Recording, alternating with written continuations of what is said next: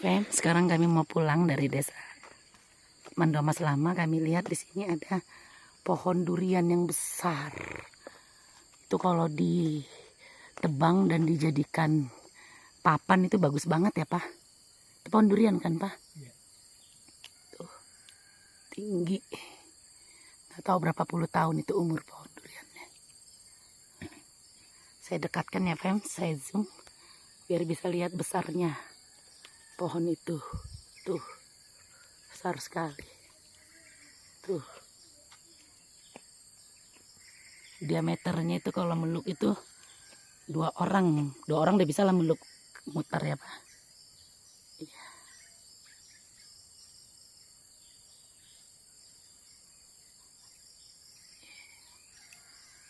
Di sini memang sih kalau batangnya itu dimanfaatkan. Cuma yang saya perhatikan bonggolnya itu, Fems. Bonggolnya itu nggak dimanfaatkan. Kalau di Jakarta kan dimanfaatkan ya. Jadi justru jadi barang antik. Jadi kayak kursi antik, mebel. Jadi kursi antik di teras seperti itu. Saya pernah lihat. Ya, kayak sini jalannya banyakan menurun ini. Karena kami sudah mau balik lagi dari desa Mandua Mas Lama. Oke, Fems. Saya pikir saya nggak usah videokan lagi perjalanan pulang. Saya mau lihat sekeliling sini aja. Itu ada rumah yang bagi saya sih apa ya, seksi. Seksi istilahnya itu. Apa dong istilahnya ya? Rumah itu menggambarkan keteduhan gitu loh, Fems tuh. Rumah sederhana di pinggiran kota Mandua Mas Lama. Saya agak segan kalau videoin ada orang, nggak enak juga sama orang kampung. Itu dibuat ada jalan setapak, berarti dia ke sungainya ngambil airnya ke sini juga. Ini bukan sungai sih, tali air ini sepertinya. Tapi oleh warga dimanfaatkan. Nah, saya tertarik satu arah ke sawah nih kayaknya, Pak. Kita belok kanan dulu ya, Pak. Kayaknya di sini sih ada sawah, di sela-sela kelapa sawit ada jalan setapak. Kita coba telusuri ya, Fems. Bukan. Ini sawah. Kalau tadi kan yang pengerukan pasir udah jauh di sana. Suara air, Fems. Suara airnya. Ada sedikit sawah. Papa di situ aja.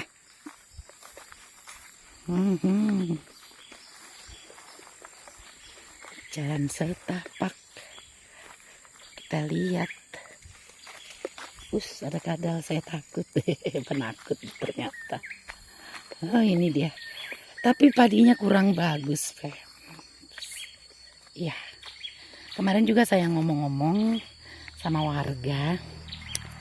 Ini kita lihat di sini bahwa padi ini juga mereka sudah tanam kelapa sawit di sela-selanya. Nah, suami saya mebel kita datang juga airnya. Nah, sudah ditanamin sawit di sela-sela padinya. Saya tanya, saya bilang, apakah karena nanam padi itu lebih capek dan hasilnya nggak terlalu banyak sehingga banyak beralih ke nanam sawit? Saya tanya seperti itu, lalu dijawab oleh warga. Salah satu warga yang saya tanya, bukan Inang, katanya. Rupanya di sini tanahnya ini kurang bagus untuk tanaman padi. Lihatlah itu padi di depan. Kurang bagus. Unsur hara tanah seperti itu mungkin ya. Saya juga kurang terlalu mengerti tentang pertanian dan unsur-unsur tanah yang cocok untuk padi. Tapi katanya kalau dibikin pupuk itu tidak diserap oleh tanah gitu kemarin ya, Pak ya. Jadi mereka ada banyak tumbuh semacam ganggang seperti itu. Kalau di sini orang Batak bilang hirta gitu. Mereka tabur garam kotor. Beli garam kotor kan lebih murah daripada garam bersih, garam dapur. Itu mereka tabur untuk membunuh ganggang itu, atau yang disebut dengan hirta di sini. Tapi itu pun hasilnya nggak maksimal. Lihatlah padi ini. Nun di sana padinya kurang bagus. Di sini agak sedikit bagus. Di sana agak gersang begitu. Dan memang semua sudah ditanamin sawit. Jadi hanya menunggu sawitnya besar, mereka tanamin padi. Jadi sekali lagi Bukan karena mereka malas capek ngurus padi, atau karena hasil panen padinya lebih kecil dibanding hasil panen kelapa sawit, bukan. Tapi memang tidak cocok tanah ini untuk menanam padi. Seperti itu ya Fems. Jadi memang kita lihat tuh sekeliling tuh sawit.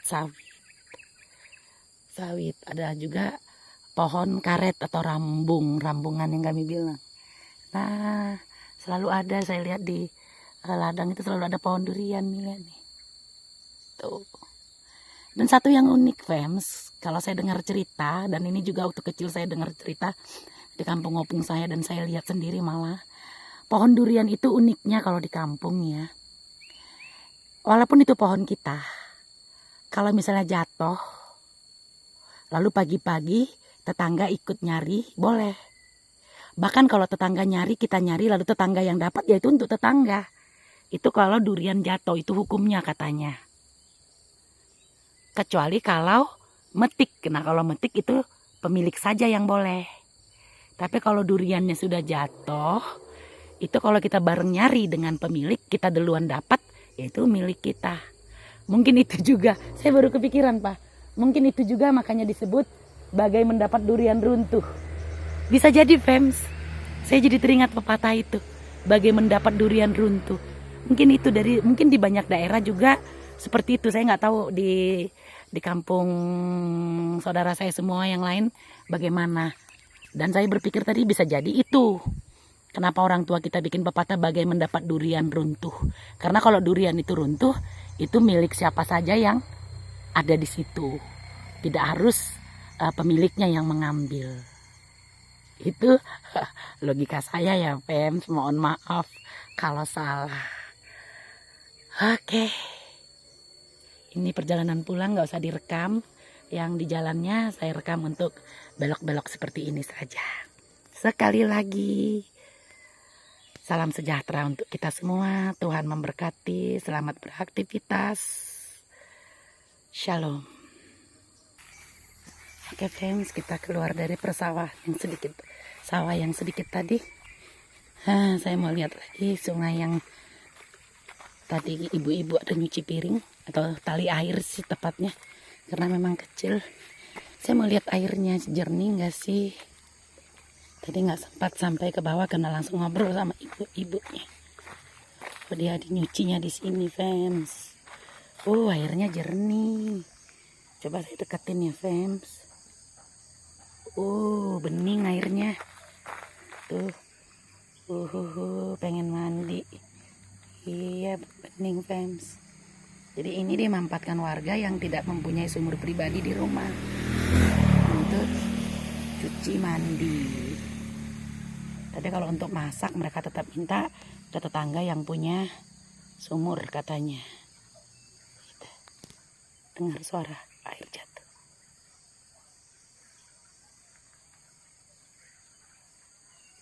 Teduh ya Fems.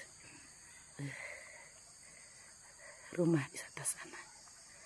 Rumah sederhana. Berdinding papan. Di samping rumah perkebunan, apa itu, singkong, kebun singkong lah, bukan perkebunan tapi kebun singkong. Aduh Tuhan, sudah teduhnya. Kalau saya akui saya tidak punya tenaga untuk bekerja, tapi untuk menikmati tinggal di daerah seperti ini saya sangat suka.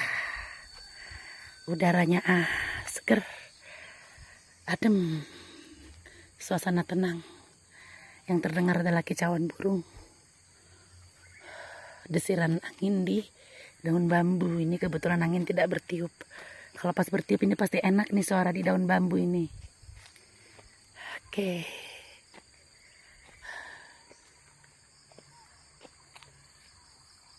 Sayup-sayup suara air.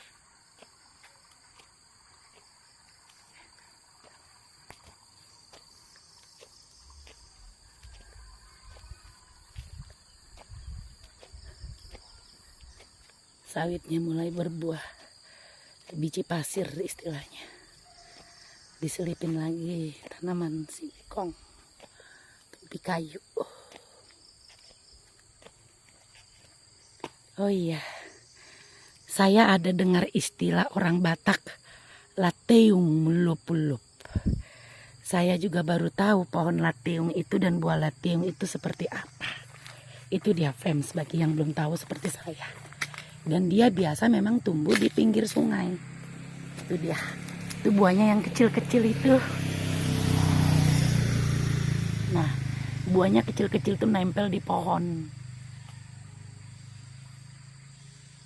Iya, semoga kelihatan di video ya, fans.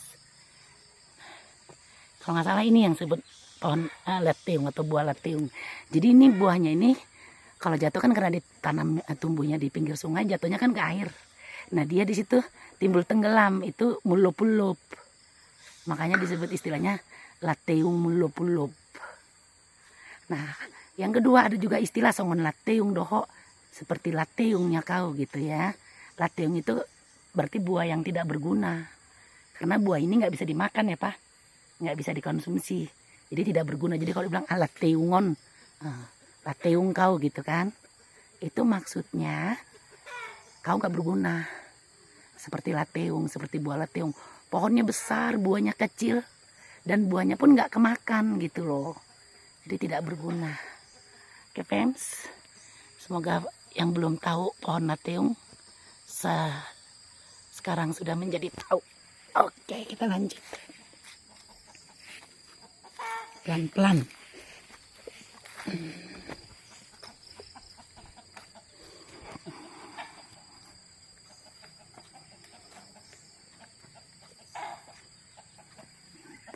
Piara ayam juga di sini nggak perlu di kandang, nggak perlu dikasih makan, dilepas aja cari makan sendiri.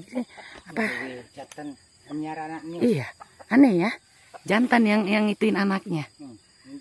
Biasanya jantan matok anaknya. Unik ya Pak. Mungkin itu kali mati kali induknya. Jadi jantan ayam yang ngurusin anaknya. Oke.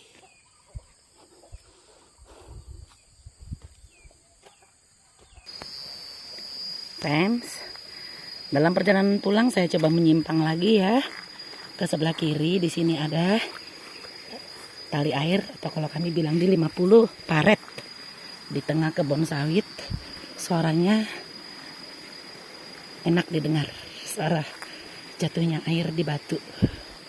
Kita lihat dulu. Nah, jadi memang kalau di sawit biasanya airnya agak kuning, fans. Nih. Semua nih kayu-kayu besar nih, aduh sayang sebenarnya. Tapi di sini dimanfaatkan jadi jembatan lah, lumayan.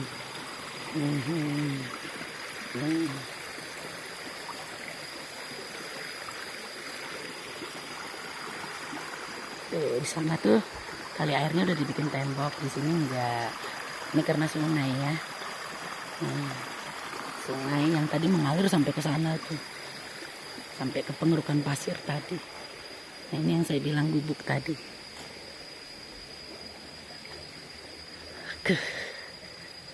Teduh.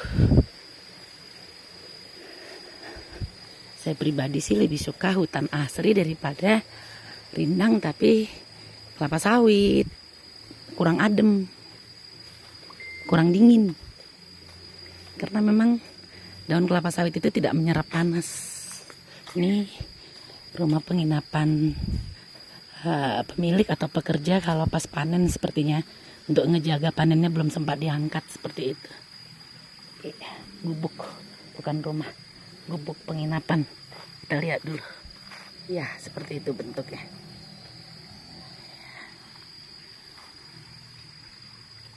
Suara desiran air. Kita lihat tali airnya ya, fans. Papa langsung ke sana, kita ketemu di situ. Mama mau lihat tali air dulu.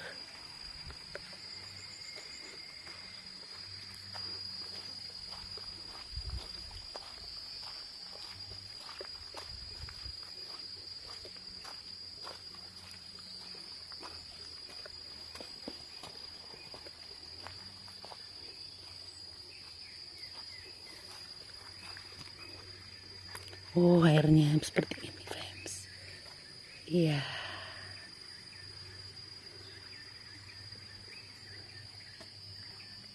Iya.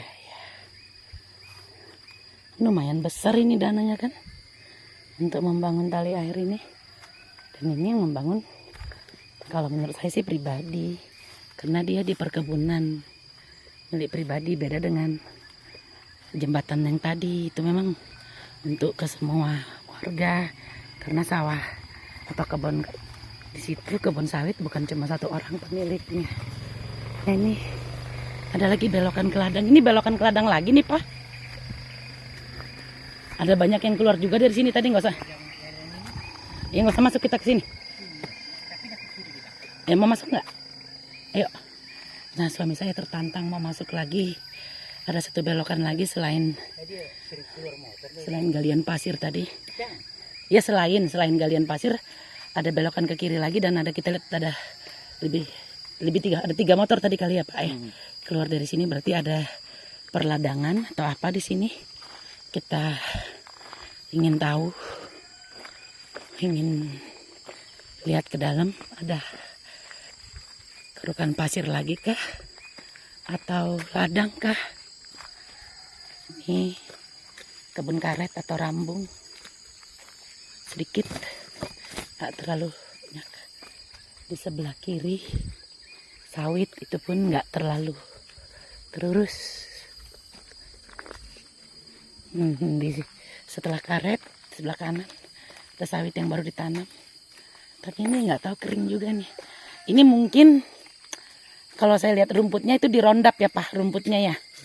Rumputnya dirondap atau disemprot racun untuk membunuh akar pohon. Ya otomatis akar pohon rumput mati memang, tapi ya akar pohon kelapa sawitnya juga ikut mati. Nah, makanya ada yang kering kalau menurut analisa saya, karena rumput di sekitarnya ini kering. Ini biasanya karena dirondap ya Pak keringnya ya.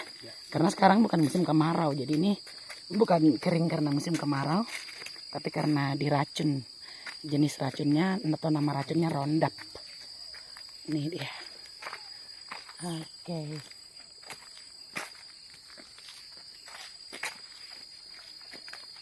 Ada apakah di depan sana? Kuburannya Pak.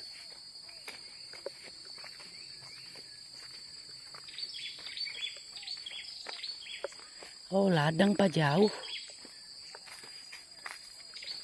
Jauh fans.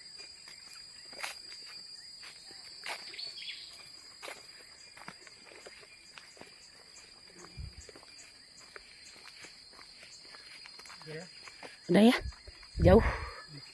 Sepertinya itu ladang tapi jauh fans. Jadi kita sampai di sini saja. Saya pikir tadi dekat seperti pengerukan pasir tadi. Itu mamuro. Hah? Mamuro isinya kan pengerukan pasir kan isi lagi. Oh. Siapa? Itu gunung tetap ada, muncul di sela-sela daun sawit. Nah itu suara binatang hutan itu. Apa Pak kalau bahasa Batak? Pasing. Bukan si pasing. Ada kadal fans.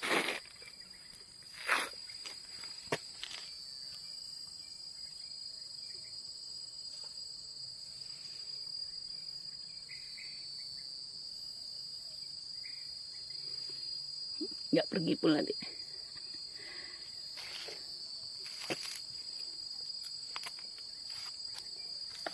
Nggak pergi deh. Dah kejeng hujan matang, harus matang. Iya. Hilang lagi. Kita keluar lagi dari persimpangan tadi karena ladangnya jauh.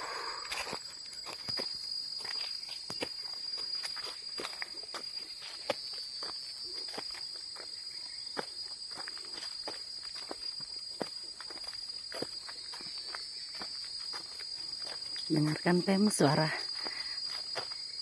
hewan-hewan di hutan ini.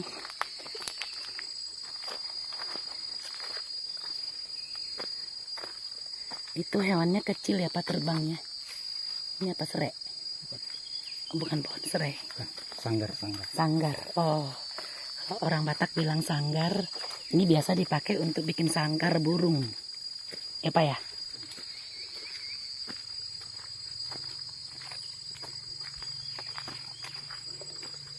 Kita kembali ke jalan utama Simpang Mandua Mas Lama.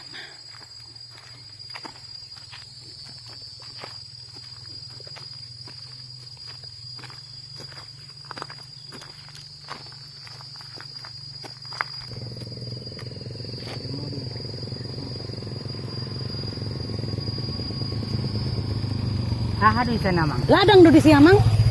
Ladang manang sabah, manang huta.